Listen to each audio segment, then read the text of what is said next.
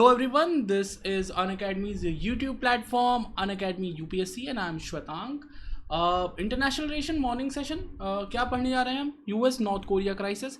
वो कहेंगे sir Covid चल रहा है, सर वापस से यूएस और नॉर्थ कोरिया का क्या क्राइसिस हो गया? सो देयर इज लाइक, देखो यार, ये जो साइड में राइट हैंड साइड छोटा वाला इंसान दिख रहा है ना, there is always something going on with them. Okay, और यूएस और साउथ कोरिया वाले आपस में बात करेंगे तो there is always something blurring up. Let's see what really is going on. ठीक है, तो आज वो हम देखते हैं. तो बेसिकली एंथनी ब्लिंकन, ठीक है, यूनाइटेड स्टेट्स के सेक्रेटरी ऑफ स्टेट, यानी कि फॉरेन मिनिस्टर के इक्विवेलेंट, यानी इंडिया में जो होता है MEA, minister of external affair, उनके इक्विवेलेंट एंथनी ब्लिंकन ने लंदन में मीटिंग की किससे? साउथ कोरिया के अपने, ठीक है, इक्विवेलेंट लीडर से, यानी foreign minister of south Korea से. ठीक है, और वहां पे उन्होंने ये बोला कि भाई diplomatic ball is in north Korea's court, हम तो रेडी हैं बात करने के लिए, नॉर्थ कोरिया बात करना चाहे तो. अब उन्होंने क्यों बोला वो हम आगे समझते हैं. ठीक है, चलो आगे स्टार्ट करने से पहले let me tell you something कि भाई ये this is some information about me. If you are preparing for civil service examination, if you have any query, question, any remark, anything else, you can contact me. नीचे एक Telegram link दिया हुआ है और उसको आप पढ़ लेंगे. चलिए again let's also discuss about Unacademy. तो देखिए, अगर आप अपनी सिविल सर्विस एग्जामिनेशन की प्रिपरेशन कर रहे हैं, and if you are serious about it, make sure to do it through Unacademy's platform. Free of cost initially app download करिए, फ्री सेशन अटेंड करिए. मैं एंशिएंट हिस्ट्री की क्लासेस लेता रहा था, अभी लेक्चर्स खत्म हुए हैं, रिकॉर्डेड हैं, उन्हें देखें. ठीक है, you will not be needing anything beyond that for your civil service examination, that I can assure you. उसके बियॉन्ड अभी मेडिवल की लाइव क्लासेस चल रही हैं, उन्हें अटेंड करिए दिन में 3 से 5. ठीक है, प्लस आइकॉनिक, जो भी आपको सब्सक्रिप्शन अच्छा लगे. उसके बाद आप अगर उन क्लासेस से आपको बेनिफिट होता है, आपको लगता है नहीं we need to improve more because at the end of the day it's a competitive examination, फिर आप सब्सक्रिप्शन लीजिए. सब्सक्रिप्शन की डिटेल्स आपकी स्क्रीन पे है. कोड यूज कर लेंगे SPYT, बेनिफिट ही बेनिफिट, 10% डिस्काउंट तुरंत मिल जाएगा. साथ ही साथ अनअकैडमी ने भी बोल दिया है कि भाई जो 4-in-1 ऑफर था वो अभी भी कंटिन्यूड है. मतलब अगर आप 1 साल या उससे ज़्यादा का सब्सक्रिप्शन लेंगे तो पहले तो अनअकैडमी आपके 12 महीने के सब्सक्रिप्शन को बढ़ा के 15 महीने का कर देगी. यानी मई में ले रहे हैं तो मई 22 तक सब्सक्रिप्शन नहीं रहेगा, जून जुलाई अगस्त तक सब्सक्रिप्शन रहेगा. ठीक है, 10,000 रुपए की बुक्स, क्योंकि बहुत सारे स्टूडेंट्स होते हैं टेंजेबल कुछ नहीं मिल रहा है, तो टेंजेबिलिटी के नाम पे आपको बुक्स भी मिल जाएंगी. ठीक है, और डिस्काउंट आपको मिल रहा है. साथ ही साथ डेबिट कार्ड और क्रेडिट कार्ड अगर नहीं भी होगा तब भी इस वीडियो के नीचे एक लिंक होगा, उस लिंक को खोलेंगे, गूगल फॉर्म होगा, फिलअप करेंगे. ठीक है, आपको अनअकैडमी से कॉल आ जाएगा, you just answer that call, सारी प्रॉब्लम्स आपकी रिजॉल्व कर दी जाएंगी without any extra cost. 0% EMI पे आपको सब्सक्रिप्शन मिल जाएगा. ठीक है, अब देखो 10% एक्स्ट्रा डिस्काउंट जो है वो तो आपको मिलेगा SPYT पे. That's all you need to know. ये वो बैचेस हैं जो आज जो शुरू हो गई हैं, तो आप इनको ज्वाइन कर लेंगे. फ्री टेस्ट सीरीज चल रही है, इसको आप देते रहें ज़्यादा ज़्यादा. अब हम ब्लिंकन की बात करते हैं. तो हाँ जी, एंथनी ब्लिंकन साउथ कोरिया के फॉरेन मिनिस्टर से मिले. कहाँ मिले? लंदन में मिले. बात क्या हुई बताई मैंने आपको. बात ये हुई कि नॉर्थ कोरिया से कह दिया जाए कि भाई उनको डिसाइड करना है कि उन्हें क्या करना है क्या नहीं करना है. ठीक है, वो जैसा डिसाइड करेंगे उसके अकॉर्डिंगली उनके साथ काम किया जाएगा. अच्छा, ये पूरी बात हुई कहाँ पे? ये पूरी बात हुई G7 की एनुअल मीटिंग पे. अभी कल की क्लास में मैंने आपको बताया था कि कैसे इंडिया G7 के प्लेटफॉर्म को यूज कर रहा है टू मेक श्योर कि इंडिया को जितनी ज़्यादा हेल्प इस समय हो सके कोविड क्राइसिस को हैंडल करने में वो मिल जाए. ठीक है, यूएस सेक्रेटरी ऑफ स्टेट जो है Anthony Blinken said North Korea needed to decide whether it wanted to engage diplomatically with United States and the western country or not. अच्छा, अब मैं आपको एक चीज़ और समझा दूं यहाँ पे. देखिए 2008 से 2016 तक Obama administration was there, and Obama administration का एक बड़ा सिंपल सा तरीका था कि नॉर्थ कोरिया से बात ही नहीं करनी, they are not important enough. Every time they use to do something, छोटा मोटा कोई बम फेंक दिया, कोई मिसाइल जो है वो सी ऑफ जापान में गिरा दिया, साउथ कोरिया के ओशन पास कहीं पे कोई मिसाइल फेंक दिया, एंड सैंक्शंस बढ़ा दिए जाते थे, बट उनसे कोई कन्वर्सेशन नहीं होगी. जब 2016 में Donald Trump came to power, चीज़ें बदल गई. ठीक है, तो हम उसकी थोड़ी सी बात करेंगे. अब देखो, फॉरेन मिनिस्टर्स की मीटिंग हो रही है तो सारे मिनिस्टर्स वहाँ पे हैं. डोनाल्ड ट्रंप कहाँ गए थे? डोनाल्ड ट्रंप साउथ कोरिया गए. साउथ कोरिया के बॉर्डर पे ना ही से वो नॉर्थ कोरिया के प्रेसिडेंट या फिर प्रेसिडेंट डिक्टेटर जो भी आपको ठीक लगे किम जोंग उन से मिले. बट देखो ये जो पिक्चर है बड़ी इंटरेस्टिंग सी पिक्चर है. आपने स्क्रीन की लेफ्ट साइड में नॉर्थ कोरिया है.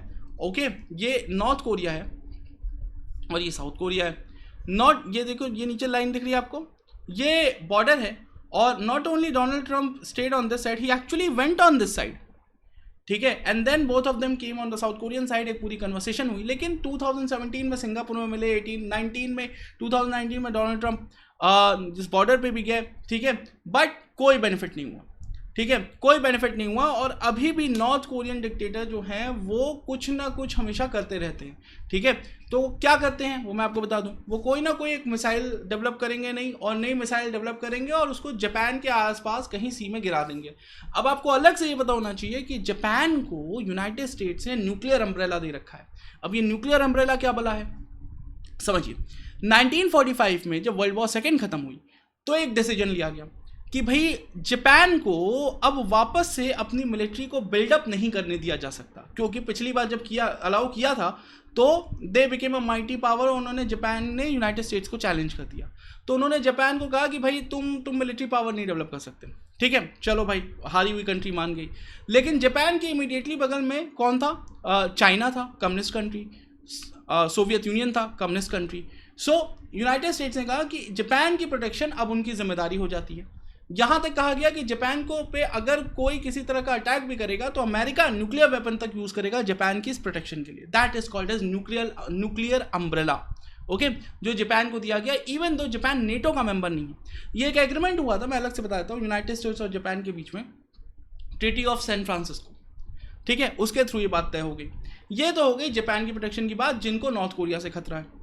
साथ साथ साउथ कोरिया, उनको तो अल्टीमेटली खतरा है ही, क्योंकि इमीडिएट अगर आपने वर्ल्ड हिस्ट्री पढ़ी होगी तो आपको पता है कि कोरियन वॉर हुई थी 1950 से 53 के बीच में, जिसमें किम जोंग उन के जो दादाजी थे यानी ग्रैंडफादर, ठीक है, जिनका नाम था किम इल संग, the ever lasting eternal president of north Korea. मैं मजाक नहीं कर रहा हूँ, ये उनका एक्चुअल टाइटल है, ठीक है। सो किम इल संग के साथ क्या हुआ, किम इल संग ने साउथ कोरिया पर अटैक किया था, पूरी की पूरी एरिया पे कब्जा कर लिया। फिर अमेरिकन फोर्सेस आई, उन्होंने उनको बाहर निकाला, फिर एक लड़ाई हुई, फिर चाइनीज़ आ गए, फिर American forces south Korean forces के साथ मिलकर पूरे नॉर्थ कोरिया पे कब्जा कर गई, ठीक है। तो ये सारी चीज़ें हुई, मैं आपको बता दूंगा अभी आगे।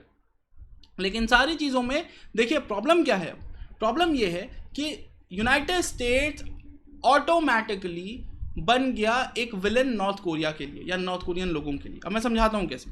ये वो मैप है जिसकी मैं अभी बात कर रहा था, ठीक है। जब 1950s में लड़ाई हुई थी, जब 1950s में लड़ाई हुई तो इस मैप को देखिए, नॉर्थ कोरियंस ने अंडर द लीडरशिप ऑफ किम इल संग, जोक नहीं कर रहा हूं, उनका एक्चुअल नाम यही था, ठीक है। चलो, वो साउथ कोरिया में आए और उन्होंने पूरे साउथ कोरिया पे कब्जा कर लिया, एक्सेप्ट इस एक पोर्ट सिटी के जिसका नाम था पुसान। अभी जाएंगे देखेंगे, इसका नाम बुसान कर दिया गया है, BUSAN, बुसान, ठीक है। अमेरिकन्स आए, अमेरिकन्स ने वापस से कब्जा किया, ठीक है। अमेरिकन्स आए वहाँ पे और उन्होंने पुसान के साथ साथ पूरे एरिया को वापस से कब्जा किया, और सो मच सो कि वो उन्होंने फिर पूरे नॉर्थ कोरिया पे कब्जा कर लिया। सिर्फ यालू रिवर बच गई, और यालू रिवर चाइना और नॉर्थ कोरिया की बाउंड्री है, और यूनाइटेड चाइना ये कभी नहीं चाहता था कि उनके बॉर्डर पे अमेरिकन्स हों, और इसलिए चाइना ने अपनी 1 मिलियन, ठीक है, आर्मी मैन भेज दिए लड़ने के लिए। अब अमेरिकन और चाइनीज में लड़ाई हुई, और उसके बाद से लड़ाई टसल टू एंड फ्रो चल रही थी। फाइनली डिसाइड किया गया कि बॉर्डर जहां था वहीं पे बना दिया जाए।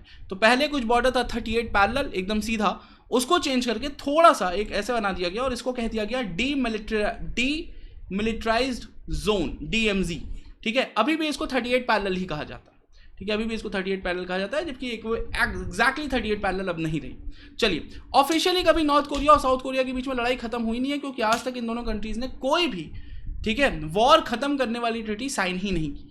सो एक कंटिन्यूअस वॉर चल रही है, and that is why South Korea हमेशा स्ट्रेस्ड आउट रहता है। नॉर्थ कोरिया की प्रॉब्लम क्या है, भाई इतना टाइम हो गया, कुछ और करो, लाइफ में आगे बढ़ो। लेकिन प्रॉब्लम क्या है, प्रॉब्लम है द किम डायनेस्टी, क्योंकि जब एक बार नॉर्थ कोरिया पे किम डायनेस्टी का रूल चला, किम इल संग आए, किम इल संग की 1994 में डेथ हुई। उसके बाद उनके बेटे जो जिनका नाम था किम जोंग इल, ठीक है, वो पावर में आ गए, और किम जोंग इल के बाद उनके बेटे 2011 में पावर में आ गए, जिनका नाम था किम जोंग उन, ठीक है। अब ये ऊन, इल और संग, ये थोड़ा सा डिफिकल्ट पहली बार लग रहा होगा, लेकिन ठीक है, अगर आप पढ़ते रहेंगे तो आपको चीज़ें याद हो जाएंगी।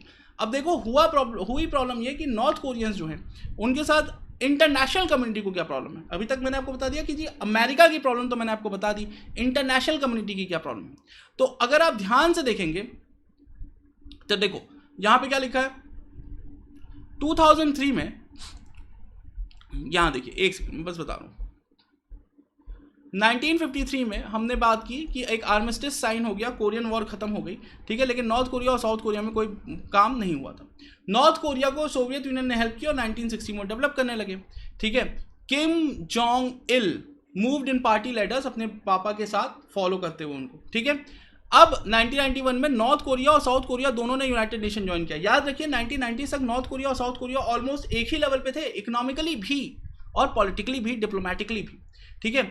1994 में जब किम इल संग की डेथ हुई और किम जोंग इल पावर में आए, तो उसके बाद उन्होंने कुछ स्टेप्स लेने शुरू किए, और स्टेप्स कुछ इस तरीके से कि उन्होंने कहा कि वो नॉन प्रोलिफरेशन ट्रिटी साइन करने को रेडी हैं। ये वो 1968 की ट्रिटी है जिसमें ये अश्योरेंस देते हैं कोई कंट्री कि अगर उनको न्यूक्लियर वेपन बनाने की कैपेबिलिटी दे दी जाए तो वो उस टेक्नोलॉजी को आगे ट्रांसफर नहीं करेंगे और उसको सिविलियन पीसफुल पर्पसेस के लिए यूज़ करेंगे।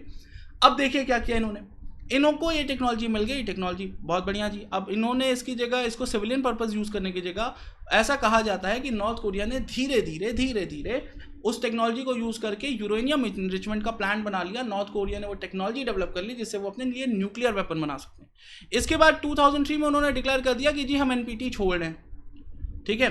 और 2005 में उन्होंने ये भी डिक्लेयर कर दिया कि अब वो न्यूक्लियर वेपन बना चुके हैं। अब यहां से प्रॉब्लम शुरू हुई क्योंकि इंटरनेशनल कम्युनिटी ने कहा कि देखिए आपके पास टेक्नोलॉजी तो नहीं थी, आपको 1994 में जो टेक्नोलॉजी दी गई थी ये वही टेक्नोलॉजी है जो आप अभी यूज़ कर रहे हैं, ठीक है। सो अब एक ही तरीका है, यानी आपने नॉन प्रोलिफरेशन ट्रीटी के टर्म्स को तोड़ा है और इसलिए नॉर्थ कोरिया पे अब सैंक्शंस लगने शुरू हुए, ठीक है। इस बीच में साउथ कोरिया डेवलपमेंट की ओर बढ़ने लगा था और ये वो टाइम है जब नॉर्थ कोरिया पे एक्सेप्शनल सैंक्शन सिर्फ यूनाइटेड स्टेट्स ने नहीं लगाए, पूरी दुनिया भर ने लगाए, नेटो ने लगाए, यूनाइटेड नेशन ने भी नॉर्थ कोरिया पे अब सैंक्शंस लगाने शुरू किए, ठीक है। उसी का नतीजा आप आगे देखेंगे कि डिफिकल्टी आती गई। चलिए ये चीज़ आपको समझा दी गई है, तो अब देखिए 2017 में क्या हुआ। 2017 में ना ही सिर्फ देखिए 2005 में ही नॉर्थ कोरिया ने क्या बना लिया था, न्यूक्लियर वेपन। न्यूक्लियर वेपन बनाने से लेकिन काम नहीं होता है, ठीक है। न्यूक्लियर वेपन बनाने से काम नहीं होता है। 26 जनवरी की परेड देखिए ना, वो बड़ी बड़ी मिसाइलें जो जाती हैं उसमें एक मिसाइल होती है, उसको कहते हैं ICBM, inter continental ballistic missile. इसकी खासियत ये होती है कि ये हमेशा पैराबोलिक मोशन ही करती है, इसको आप गाइड नहीं कर सकते हैं और पैराबोलिक होने के कारण ये ग्रेविटी का यूज़ करती है, इसलिए बहुत लॉन्ग रेंज तक जा सकती है, 2000 किलोमीटर 2500 किलोमीटर, जैसे आप हमेशा सोचते हैं अग्नि, पृथ्वी, इस तरह की इंडिया की मिसाइलें। तो अब क्या हुआ, अब नॉर्थ कोरिया ने मिसाइल टेक्नोलॉजी भी डेवलप कर ली। मिसाइल टेक्नोलॉजी डेवलप कर ली कब, 2017 में।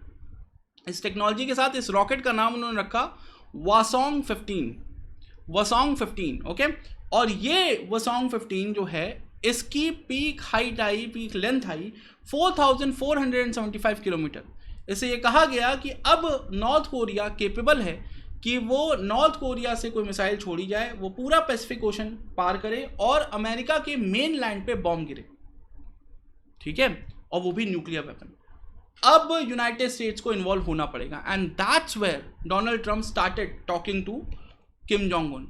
एक टाइम आ गया था जब डोनाल्ड ट्रम्प उनको रॉकेट मैन कहने लगे थे based on the famous song, but conversation हुई, कोई आउटकम नहीं निकला। लेकिन ये भी एक रियलिटी है कि नॉर्थ कोरिया से अब अमेरिका को बात करनी पड़ेगी, बिकॉज यू नेवर नो, क्योंकि हमेशा ये थ्रेट के परसेप्शन में काम नहीं होगा। Most probably south Korean government जो है वो यही बात करने गई थी, ठीक है। और अब यूनाइटेड स्टेट्स इस टाइम, एक तरफ यूनाइटेड स्टेट्स आप जान रहे हैं कि जेनेवा में ऑलरेडी ईरान के डिप्लोमेट से बात कर रहे हैं, जिससे joint comprehensive plan of action, जो ईरान की न्यूक्लियर वेपन वाला पूरा इशू है उसको रिजॉल्व करने के लिए श्योरली वो इसलिए भी काम करना चाहते हैं कि देखिए एक तरफ वो बराक ओबामा एडमिनिस्ट्रेशन को नहीं फॉलो करना चाहते जिन्होंने नॉर्थ कोरिया को एकदम साइडलाइन कर दिया था। एट द सेम टाइम वो दूसरी तरफ क्या कहते हैं, वो दूसरी तरफ डोनाल्ड ट्रंप एडमिनिस्ट्रेशन को भी नहीं फॉलो करना चाहते, जो कि किम जोंग उन के साथ फोटो खिंचवा रहे थे।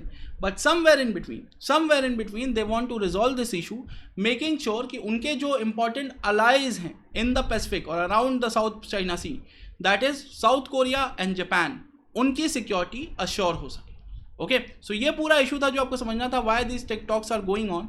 अब हम जब इतनी बात कर रहे हैं तो मैं आपको ये भी, क्योंकि हम सिविल सर्विस एग्जामिनेशन के लिए भाई बात कर रहे हैं, तो हमें ये भी तो बात करनी पड़ेगी कि इंडिया और नॉर्थ कोरिया के रिलेशंस कैसे हैं, ठीक है। So this also becomes very interesting कि देखिए जब 1950 में, पहले तो इंडिया और नॉर्थ कोरिया के कोरियन रिलेशंस ऐसे कुछ खास थे नहीं, लेकिन 1950s में जब ये लड़ाई शुरू हुई, कोरियन वॉर जो मैंने आपको बताई 1950 से 53 तक, तो ये UNSC के रेजोल्यूशन के अंदर होती थी, यानी यूनाइटेड नेशन सिक्योरिटी काउंसिल ने कहा था कि वो पीस मेंटेन करना उनका काम है, रेजोल्यूशन नंबर 82 और रेजोल्यूशन नंबर 83, ठीक है, के थ्रू वो काम कर रहे थे। 82, 83, 84 तीनों जो हैं वो कोरियन वॉर से रिलेटेड थी। इंडिया ने रेजोल्यूशन नंबर 82 और 83 को सपोर्ट किया, लेकिन 84 को रिजेक्ट कर दिया, जिसमें यह कहा गया था कि इंडिया भी अपनी फोर्सेस भेजे। India was not interested. India ने क्या किया, इंडिया ने कहा कि हम अपने लोगों को भेजेंगे, लेकिन सिर्फ और सिर्फ मेडिकल वर्क के लिए, और हम दोनों तरफ के लोगों को बचाने की कोशिश करेंगे, हम चाहते ही नहीं है लड़ाई हो। तो हमने एक न्यूट्रल स्टांस रखा, ठीक है। वॉर खत्म हुई तब भी इंडिया से जो टीम गई, इंडिया इतनी न्यूट्रल कंट्री मानी जाती थी बैक देन कि इंडिया को रिस्पॉन्सिबिलिटी दी गई कि जो Korean POW, north Korean POW south Korea में है, उनको वापस भेजा जाए, जो south Korean POW north Korea में है उनको वापस भेजा जाए। ये रिस्पॉन्सिबिलिटी किसको दी गई, गवर्नमेंट ऑफ इंडिया को दी गई। इंडिया ने अपने रिप्रेजेंटेटिव भेजे, ठीक है। जनरल थिमैया जो इंडिया के बाद में आपको पता है कि जनरल थिमैया जो इंडिया के आर्मी चीफ भी रहे थे, वो इस काम के लिए गए थे। क्या 1962 में बायलैटरल रिलेशन जब इंडिया ने एस्टैब्लिश किए, तो इंडिया ने खास तौर पे ध्यान दिया कि नॉर्थ कोरिया और साउथ कोरिया को इक्विवेलेंट ग्राउंड पे ही ट्रीट किया जाए। इंडिया ने कभी भी साउथ कोरिया को ज़्यादा इंपॉर्टेंस नहीं दी, ठीक है। 1973 में रिलेशन दोनों एग्री करके बढ़ भी गए, एम्बेसडर्स भी भेज दिए गए, एम्बेसडोरियल एम्बॉयज भेजे गए, लेकिन दोनों कंट्रीज में भेजे गए। इट वॉज ओनली इन 1999, देखिए 1999 तक इंडिया नॉर्थ कोरिया और साउथ कोरिया से एकदम इक्विवेलेंट रिलेशन रखता था, कोई भेदभाव नहीं। लेकिन जब 1999 में भारत को ये पता चला कि नॉर्थ कोरिया और पाकिस्तान का एक अलायंस हो गया है, नॉर्थ कोरिया की टेक्नोलॉजी कहीं ना कहीं से पाकिस्तान पहुंची है, या पाकिस्तान की टेक्नोलॉजी नॉर्थ कोरिया पहुंची है, ठीक है। वो कहानी मैं आपको कभी बता दूंगा, जो पाकिस्तान के अब्दुल कादिर हैं, फेमस उनके न्यूक्लियर साइंटिस्ट, उन्होंने पाकिस्तान के पास जो न्यूक्लियर टेक्नोलॉजी थी वो नॉर्थ कोरिया को बेच दी थी। उसके बाद फिर India started coming more and more close to South Korea. एक और चाइना और नॉर्थ कोरिया एक साथ आने लगे, और इंडिया, चाइना, कोरिया और चाइना, नॉर्थ कोरिया और पाकिस्तान, और दूसरी ओर इंडिया जो है वो साउथ कोरिया से अपने रिलेशंस अच्छे करने लगा। आप देखेंगे 2009 आते आते इंडिया और साउथ कोरिया के ट्रेडिंग रिलेशंस इतने अच्छे हो जाएंगे कि एक्चुअली हम एक ट्रेड एग्रीमेंट भी साइन कर लेंगे। इंडिया का ट्रेड एग्रीमेंट जापान के साथ भी उतना अच्छा नहीं है जितना अच्छा हमारा साउथ कोरिया के साथ, ठीक है। जो सबसे लेट आप न्यूज़ जानते हैं इस फील्ड में, वही आप समझेंगे कि VK सिंह, ठीक है, जो इंडिया के foreign minister of external affair for state थे, वो नॉर्थ कोरिया में उन्होंने विजिट की थी 2018 में as a minister of state for foreign affairs, जहाँ पे कुछ बातें हुई थी कि how India can help North Korea in evolving जो फूड क्रंच है वो ख़त्म करने में कुछ सहायता, और साथ ही साथ डिजिटल एजुकेशन की टेक्नोलॉजी में इंडिया उनको कैसे हेल्प कर सकता है। तो ये वो जो चीज़ें थी जो हम उनको अभी करना चाहते हैं, थोड़ी सी हेल्प अगर हो जाए वहाँ पे रहने वाले नॉर्मल लोगों के लिए तो बढ़िया बात है। अदरवाइज जो UN के सैंक्शंस हैं और यूनाइटेड स्टेट्स के सैंक्शन हैं वो इंडिया को भी फॉलो करने पड़ते हैं, और that's why India, although India maintains a embassy there, India doesn't have बहुत ज़्यादा ग्रोइंग और डेवलपिंग वाइब्रेंट रिलेशनशिप नहीं है नॉर्थ कोरिया के साथ, ठीक है। सो ये आपको कुछ पॉइंट थे जो जानने थे। आई होप आपको क्लास आज की समझ में आई हो। लेट्स सी, जब भी नॉर्थ कोरिया वाले स्टांस में there is something new, I will keep you updated. Okay, so that will be all. Make sure कि आप जल्दी से सब्सक्रिप्शन लेंगे अनअकैडमी में, अपनी पढ़ाई को ज़्यादा तेज़ी से करेंगे, और अनअकैडमी कॉम्बैट में टेस्ट देते रहेंगे। याद रखें, टेस्ट देते रहें, whatsoever you are else doing fine. जितना पढ़ना है बहुत अच्छी बात है, लेकिन टेस्ट नहीं देंगे आपको पता नहीं कर चलेगा आप स्टैंड कहाँ करते हैं, एंड दैट इज सबसे ज़्यादा इंपॉर्टेंट। ओके, चलो, so that will be all for now. Have a nice day. Make sure to attend the 11:30 session. Also make sure कि दिन में 3 बजे क्लास है वो भी अटेंड करें स्पेशल क्लास सेक्शन में। और या if there is someone around you who is a patient, और if you are suffering from COVID-19, take a very good care. Okay, thank you.